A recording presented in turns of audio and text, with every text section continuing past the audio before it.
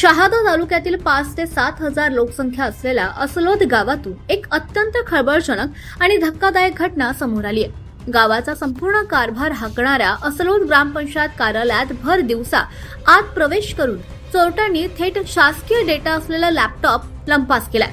गावातील नागरिकांचा अत्यंत महत्त्वाचा वैयक्तिक, आर्थिक आणि शासकीय डेटा चोरीला गेल्यानं संपूर्ण परिसरात तीव्र संतापाची लाट उसळली आहे। नागरिकांमध्ये कमालीचं चिंतेचं वातावरण निर्माण झालंय। या प्रकरणी ग्रामपंचायत प्रशासनाकडून तात्काळ पोलीस ठाण्यात तक्रार दाखल करण्यात आली असून पोलिसांनी या घटनेची गंभीर दखल घेत तपास सुरू केलाय। अत्यंत संतापजनक बाब म्हणजे ज्या गावात ही धाडसी चोरी झाली त्याच गावात पोलीस ठाणे देखील कार्यरत आहे।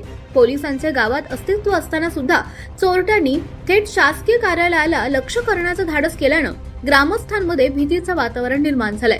जर ग्रामपंचायत मधून अशी दिवसाढवळ्या चोरी होत असेल तर गावकऱ्यांचे महत्त्वाचे कागदपत्र सुरक्षित राहणार का याची गॅरंटी काय आणि याला जबाबदार तरी कोण, असा संतप्त सवाल आता नागरिक विचारतात।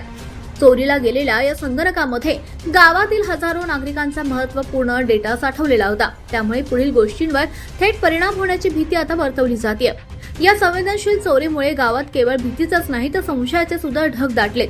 हा केवळ एक साधा चोरीचा प्रकार आहे की ग्रामपंचायतीचा महत्त्वाचा डेटा गायब करण्याचा एखादा पूर्वनियोजित कट? या दृष्टीने आता परिसरात उलटसुलट चर्चांना उधाण आलंय।